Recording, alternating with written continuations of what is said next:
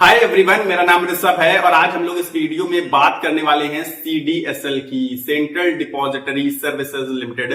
तो 46% की गिरावट ऑलरेडी इस स्टॉक में आ चुकी है। आप यूं कह सकते हैं कि ये स्टॉक ऑलमोस्ट क्रैश कर चुका है। 50% के आसपास अगर गिरावट आ चुकी है, आधा हो चुका है ये शेयर। और इस स्टॉक ने दिसंबर महीने से गिरावट का सिलसिला जारी रखा है। दिसंबर महीने में ही अपना इसने ऑल टाइम हाई बनाया था और इसके बाद लगातार ये स्टॉक गिरता जा रहा है।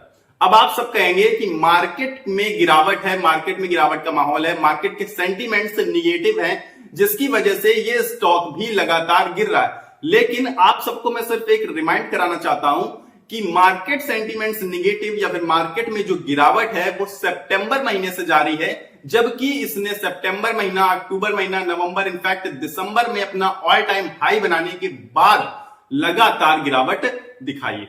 इसका मतलब है कि मार्केट के सेंटीमेंट से इतना ज्यादा तो इफेक्ट नहीं पड़ा इस स्टॉक के ऊपर। अब मैं आपको बताऊंगा कि इसमें गिरावट क्यों हो रही है। सबसे बड़ा सवाल तो यही है कि सीडीएसएल अब क्यों गिर रहा है, और दूसरा सबसे मेजर क्वेश्चन ये हो जाता है कि और कितना नीचे जाएगा, मतलब कहां पर इसका मेजर सपोर्ट नजर आता है। और इसके अलावा द मोस्ट इंपॉर्टेंट क्वेश्चन कि ये सीडीएसएल का जो स्टॉक है कब उठेगा या फिर कब भागेगा। ये सारे के सारे आपको इसमें जवाब मिलेंगे इस वीडियो में, तो वीडियो को लास्ट तक देखिएगा बिना स्किप किए हुए। तो सबसे पहले तो हम जान लेते हैं इसका काम कि कामकाज क्या है। तो सेंट्रल डिपॉजिटरी सर्विसेज लिमिटेड जो है, अब सीधी सी बात है कि जो हमारे पास आप सबके डीमैट अकाउंट में आपको शेयर्स दिखते होंगे कुछ ना कुछ, जो भी आपने बाई कर रखे होंगे, तो वो सारे जो स्टॉक्स हैं हमारे, वो जमा कहां करते हैं? तो वो ना ही एनएससी ना ही बीएसई, मतलब एक्सचेंजेस के पास जमा नहीं होते हैं, वो इन्हीं डिपॉजिटरीज के पास जमा होते हैं। और ये जो डिपॉजिटरीज हैं ये हमारे देश में सिर्फ और सिर्फ दो है, यानी कि इसकी डुओपॉली है। मोनोपॉली में होता है कि केवल खुद ही राज करती है एक किसी भी सर्विस पर, लेकिन यहां पर डुओपॉली है, एक एनएसडीएल एक सीडीएसएल।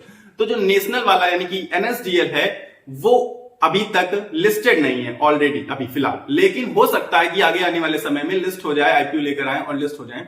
पर फिलहाल क्योंकि सीडीएसएल लिस्टेड है और लगभग ज्यादा मार्केट शेयर भी सीडीएसएल ही होल्ड करता है, सीडीएसएल लगभग 70% मार्केट शेयर होल्ड करता है इस पूरे डिपॉजिटरी डिपार्टमेंट का। तो अब मैं आपको बताना चाहता हूं कि इसके Q3 रिजल्ट्स जान लेते हैं, है ना, क्योंकि अब हमने जान लिया कि कामकाज क्या है। वैसे भी आधा ही कामकाज आप जान पाए, लेकिन इसका वही मेन कामकाज है। वैसे केवाईसी वगैरह का भी सिस्टम करता है ये, और बहुत सारे काम हैं इसके अदर भी, लेकिन मैं आपको मेन वर्क्स बताऊंगा जिसका इंपैक्ट सबसे ज्यादा पड़ता है स्टॉक प्राइस पर या फिर स्टॉक पर कह सकते हैं। तो अब इसके Q3 रिजल्ट्स की जो अभी इसने लाए थे Q3 रिजल्ट्स, दिसंबर वाले रिजल्ट्स, उसमें इसने लगभग आप पाएंगे कि रेवेन्यू डिक्रीज हुआ। इसके बाद सुनिए, प्रॉफिट डिक्रीज हुआ। रेवेन्यू और प्रॉफिट क्योंकि दोनों में ही गिरावट आ रही है, इसका सीधा सीधा संबंध है मार्केट के सेंटीमेंट्स के ऊपर कह सकते हैं आप, लेकिन सेंटीमेंट्स से ज्यादा जो डिपेंड करता है ये इसका प्रॉफिट या फिर इसका रेवेन्यू, वो डिपेंड करता है मार्केट्स पर आ रहे वॉल्यूम के ऊपर। अब मैं आपको समझाने की कोशिश करता हूं कि क्यों इसके रिजल्ट्स खराब आए हैं और क्या आगे भी इसके रिजल्ट्स खराब आने वाले हैं। ये सबसे मेजर न्यूज हो जाती है निकल के कि क्या आगे भी इसके रिजल्ट खराब रहने वाला है, क्योंकि अगर इसके रिजल्ट्स बेहतर आते तो आप सब यकीन मानिए अब तक इस स्टॉक ने हवाई उड़ान भरना स्टार्ट कर दिया होता। कैसे? अब आप पूछेंगे कैसे?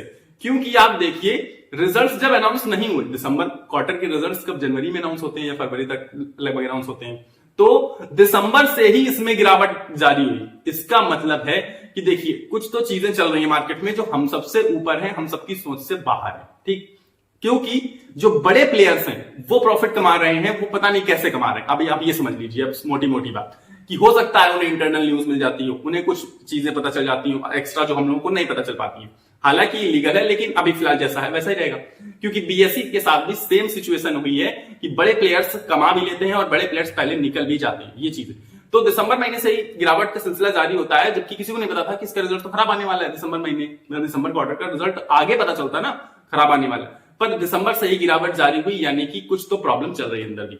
तो आपको समझना पड़ेगा अंदर का मतलब पूरे के पूरे, मैं पूरे एक्सचेंजेस की बात कर रहा हूं, सारे स्टॉक्स में प्रॉब्लम की न्यूज पहले ही बड़े प्लेयर्स को शायद पता चल जाती है और इसीलिए बड़े प्लेयर्स पहले निकल भी जाते हैं। खैर, तो गिरावट का सिलसिला जारी रहता है दिसंबर महीने से। मतलब आप ये समझ लीजिए कि कुछ तो अंदर है जो हमें नहीं पता, लेकिन हम उसमें क्या कर सकते हैं? कुछ भी नहीं। तो अब हम कर क्या सकते हैं?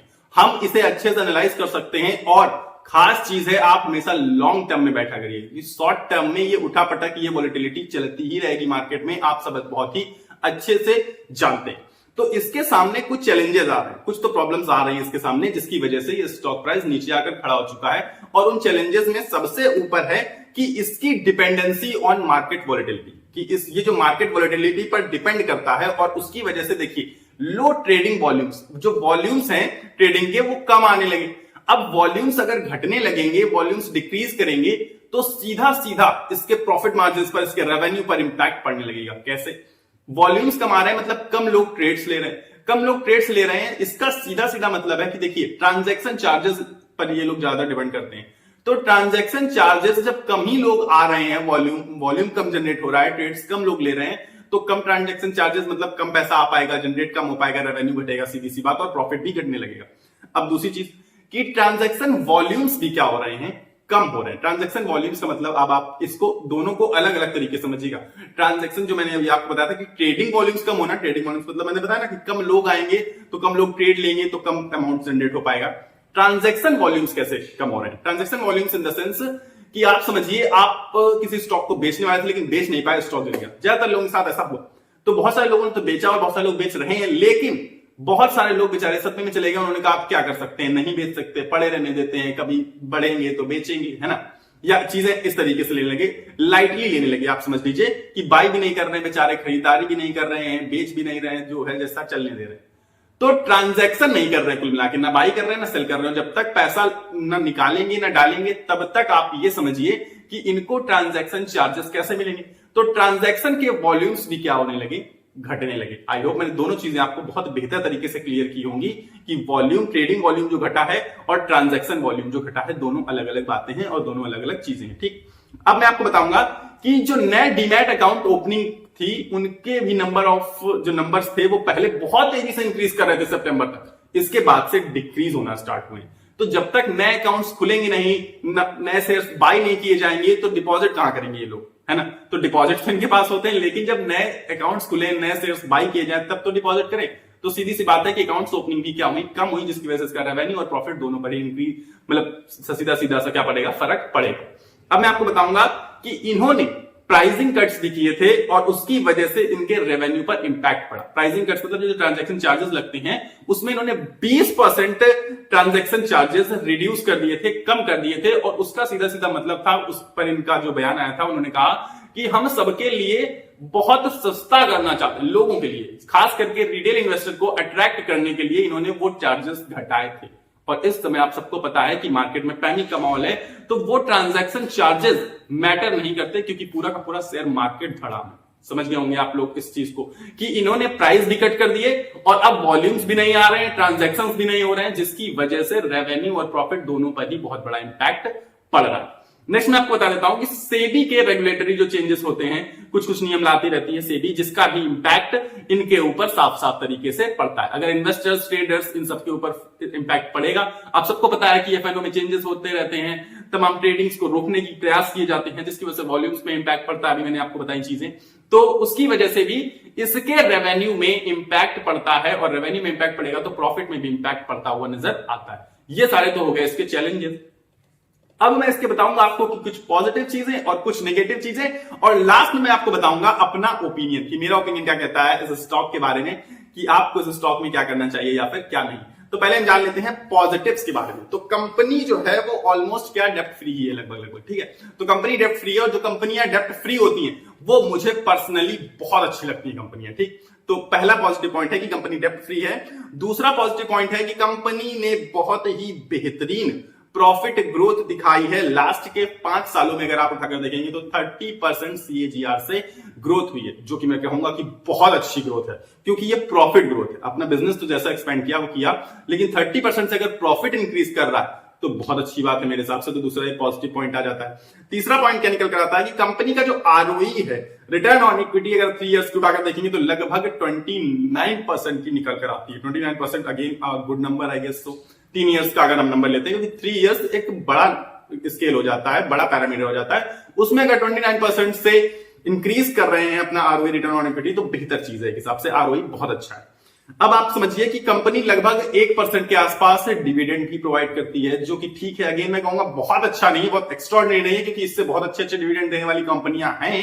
लेकिन इस कंपनी की क्योंकि डुओपॉली है और ज्यादा मार्केट शेयर है, तो हमें ये रिटर्न ऑन इक्विटी, देखिए ना, आरओई 29% है, जो कि बहुत कम कंपनीज में मिलता है, तो रिटर्न ज्यादा मिल जाएंगे। तो आप डिविडेंड पे बहुत ज्यादा फोकस मत करिए। और ऑल्दो इसके बावजूद 1% डिविडेंड दे रहा है, तो ये मैं इसकी पॉजिटिव पॉइंट ही मानता हूं, ठीक है। नेक्स्ट क्या है कि कंपनी की जो मीडियम सेल्स ग्रोथ है, 10 सालों की बात बता रहा हूं, वो 18.5% से बढ़ी है। तो अगेन ठीक है, 18.5% से अगर सेल्स ग्रोथ बढ़ रही है तो अच्छी ग्रोथ में मानता हूं, क्योंकि हमें कितने रिटर्न्स चाहिए होते हैं। मैं सेल्स की, फिलहाल सेल्स की बात कर रहा हूं, रिटर्न्स को इसमें जोड़ने को कर रहा हूं। समझिए कि सेल्स और रिटर्न दोनों एक चीज है। तो 12-14% लगभग मेजॉरिटी लोग समझते हैं, और अगर ये अपना बिजनेस 18.5% से एक्सपेंड करेंगे तो लगभग 18.5% रिटर्न भी दे देने चाहिए लगभग। और आरओई तो आप देख ही रहे 29 पहुंच गया। तो उस हिसाब से कंपनी बेहतर है, और 10 सालों का हमने बड़ा स्केल, बड़ा पैरामीटर लिया है, तो 18.5% इज अ गुड नंबर, ठीक। ये तो इसके पॉजिटिव पॉइंट हो गए, लेकिन इससे कुछ नेगेटिव पॉइंट्स भी आपको जानने बहुत ज्यादा जरूरी हैं। ऑल्दो चैलेंजेस के अलावा कुछ नेगेटिव पॉइंट्स क्या हैं कि स्टॉक अपने लगभग 14.6 टाइम्स बुक वैल्यू के ट्रेड करता हुआ आपको नजर आएगा, यानी कि लगभग थोड़ा सा ट्रेड, मतलब जो बुक वैल्यू है वो बहुत ज्यादा नजर आती है। दूसरी चीज मैं आपको बता देता हूं कि प्रमोटर होल्डिंग जो है इसमें वो 15% है, जो कि करीब 1 साल पहले आप देखेंगे तो 20% हुआ करती थी। 1-1.5 साल पहले 2023 में लगभग उन्होंने 5% से स्टेक कम कर दिया था, और 15% प्रमोटर होल्डिंग किसी भी स्टॉक में बहुत कम होती है। पर पर्सनली मैं आपको बताऊं तो ये रिटेलर्स के लिए ये स्टॉक बना हुआ है। आप कह सकते हैं कि ये स्टॉक में रिटेलर्स ज्यादा भरे रहते हैं हमेशा, लेकिन इसमें रिटेलर्स भरे रहने से बहुत ज्यादा नुकसान वाली बात नहीं, क्योंकि ये एफआईआईस का भी फेवरेट स्टॉक है, डीआईएस का भी फेवरेट स्टॉक है। तो चीजों को हमें समझते हुए ये 2 निगेटिव पॉइंट्स हमें निकल कर आते हैं। अब मैं सबसे आखिरी में, अब आखिरी समझ लीजिए आप इसे, अपना ओपिनियन शेयर करूंगा कि मेरा ओपिनियन क्या कहता है इस पर्सनली स्टॉक में, सीडीएसएल में। तो मेरा ओपिनियन है कि ये सीडीएसएल है, क्योंकि इसकी डुओपॉली है, लेकिन इसे मैं मोनोपॉली मानता हूं, क्योंकि 70% मार्केट शेयर को होल्ड करता है। अब आपको ये समझना होगा, चीजों को मैं अपनी तरीके से एलिब्रेट करता हूं कि मैं क्या समझता हूं, मेरी धारणा क्या कहती है, मेरा ओपिनियन क्या है इसमें। तो मेरा ओपिनियन ये है कि जब मार्केट स्टार्ट होता है, बुल मार्केट मतलब भागना स्टार्ट करती है मार्केट, तब इन्वेस्टर्स अट्रैक्ट होते हैं, ट्रेडर्स अट्रैक्ट होते हैं, मतलब सारे के सारे लोग बढ़ने लगते हैं। आपको पता है ना, वॉल्यूम्स बढ़ने लगते हैं, सारी चीजें बढ़ने लगती हैं। और जब वॉल्यूम्स बढ़ेंगे, सीधी सी बात है, जैसे ही वॉल्यूम इंक्रीज करेगा तुरंत ट्रांजैक्शंस ज्यादा होने लगेंगे, और ट्रांजैक्शंस अगर बढ़ेंगे तो सीधी सी बात है कि इनका रेवेन्यू और प्रॉफिट दोनों में ही इंक्रीमेंट आएगा, ठीक। कब आएगा? जब बुल मार्केट, जब मार्केट भागेगा, जब ज्यादा लोग शेयर मार्केट की तरफ अट्रैक्ट होंगे। अभी तो मार्केट से डरे हुए हैं ना लोग, ज्यादातर लोग मार्केट से दूर रहने की सलाह दे रहे हैं कि दूर रहो, कुछ मत करो, ये चीजें आ रही है ना निकल के, ट्रेडिंग कम कर रहे हैं लोग, तो ट्रांजैक्शन भी कम हो रहे हैं, जिसकी वजह से ये चीजें आ रही है, इसे फेस करनी पड़ रही है। लेकिन आप सबको पता है कि मार्केट अभी नीचे है, लेकिन कभी ऊपर भी जाएगा, और जब ऊपर जाएगा इन्वेस्टर्स आएंगे, ट्रेडर्स आएंगे, वॉल्यूम जनरेट होगा, और फिर से इस स्टॉक में बढ़िया प्रॉफिट और बढ़िया रेवेन्यू जनरेट होगा। और क्योंकि आप सबको पता है कि शेयर मार्केट तो चलने वाला है अनंत काल तक, अनंत काल इन द सेंस की अभी बहुत समय तक तो चलेगा, अभी बंद तो होने जा नहीं शेयर मार्केट। तो और शेयर मार्केट के प्रति जो लोगों का जुनून है वो भी मैंने लगातार बढ़ते हुए ही देखा है, क्योंकि इस समय मार्केट क्रैश चल रहा है, ये मार्केट आप समझिए कि करेक्शन चल रहा है, तो थोड़ा सा लोग शांत हैं सिर्फ। अभी जैसे ही मार्केट भागना स्टार्ट होगी तो लोग फिर से अशांत हो जाएंगे और फिर से कूद पड़ेंगे शेयर मार्केट की तरफ, और जैसे ही वो कूदेंगे तो सीधा सीधा सा प्रॉफिट उन्हें हो या ना हो, पर सीडीएसएल को 100% होगा। एक्सचेंजेस को होता है, ब्रोकरेजेस को होता है, और हमारे सीडीएसएल यानी कि डिपॉजिटरीज को तो पक्का पक्का फायदा होता है, और गवर्नमेंट को भी होता है। तो आप समझिए कि कुछ समय की बात है सर, और इसके बाद ये स्टॉक आपको एक धुआंधार नॉन स्टॉप रैली दिखाएगा, पर ये कुछ समय, अभी थोड़े समय चल सकता है। कैसे? अभी 1-2 महीने हो सकता है कि मार्केट ऐसे ही मूव करता रहे, ज्यादा ऊपर ना जा पाए, पर अगर वो गिरता है तो और डर का माहौल बनेगा, जिसकी वजह से रेवेन्यू और घट सकता है, प्रॉफिट और घट सकता है। लेकिन लॉन्ग टर्म में आप सबको पता है कि रेवेन्यू भी बढ़ेगा, प्रॉफिट्स भी बढ़ेंगे, क्योंकि वॉल्यूम्स बढ़ेंगे और सारी चीजें बेहतर होंगी लॉन्ग टर्म में। पर अभी शॉर्ट टर्म में अगर आप सोच रहे हैं तो शायद कुछ प्रॉब्लम रह सकती है, पर मेरे हिसाब से ये वो स्टॉक है जो आपको अभी भी 10, 20, 50 गुना रिटर्न्स दे सकता है आगे आने वाले 10 से 15 सालों में। क्योंकि लॉन्ग टर्म में ये स्टॉक मुझे बहुत बेहतर नजर आता है, क्योंकि ये स्टॉक अपने आप में, ये समझिए आप कि पूरी 70% मार्केट को कवर किया हुआ है। डीमैट अकाउंट्स, और डीमैट अकाउंट के नंबर्स बढ़ने ही हैं। आप सबको पता है अभी कितने ही डीमैट अकाउंट खुल गए हैं, अभी सिर्फ 18-20 करोड़ डीमैट अकाउंट ओवरऑल हैं, और ये डीमैट अकाउंट से लगातार ये नंबर इंक्रीज होना है आगे आने वाले सालों में। और आगे आने वाले सालों में लोग भी ज्यादा समझदार होंगे, लोग भी इन्वेस्टमेंट की तरफ बढ़ेंगे, ज्यादा स्टॉक्स खरीदा करेंगे या इन्वेस्टमेंट ज्यादा किया करेंगे, तो ट्रांजैक्शन जितने ज्यादा होंगे उतना ज्यादा इनका प्रॉफिट होगा। ठीक है, सीधी सी बात है। आपको पता है ट्रेडिंग के प्रति कितना रुझान है, तो ज्यादा ट्रांजैक्शन करने पड़ते हैं लोगों को ट्रेडिंग के लिए, तो इस वजह से इनका आगे लॉन्ग टर्म में बहुत बेहतरीन फायदा मुझे नजर आता है। ये मेरा पर्सनल ओपिनियन था जो मैंने आपके साथ शेयर किया है। और अगर आप मेरी राय जानना चाहते हैं इसमें बाई सेल या फिर होल्ड,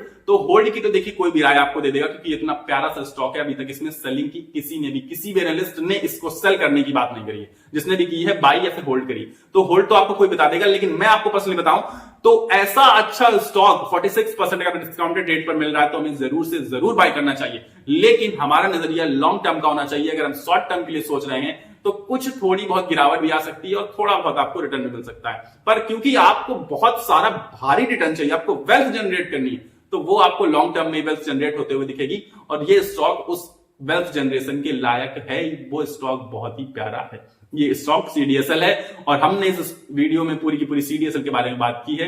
आई होप आपको बहुत अच्छा लगा होगा ये वीडियो। लेकिन अगर आपको अभी भी कोई डाउट है, आपका कोई ओपिनियन है जो आप मुझसे शेयर करना चाहते हैं, तो कमेंट बॉक्स में जरूर शेयर कर सकते हैं। डू कमेंट, मतलब कमेंट जरूर किया करिए, मुझे बहुत ज्यादा अच्छा लगेगा अगर आप लोग कमेंट करेंगे तो। फिलहाल मेरे पास इस वीडियो में इतना ही, लेकिन अगर वीडियो पसंद आया तो वीडियो को लाइक कर देना, लाइक का बटन आ रहा होगा दबा दीजिएगा, आपको क्या चला जाएगा।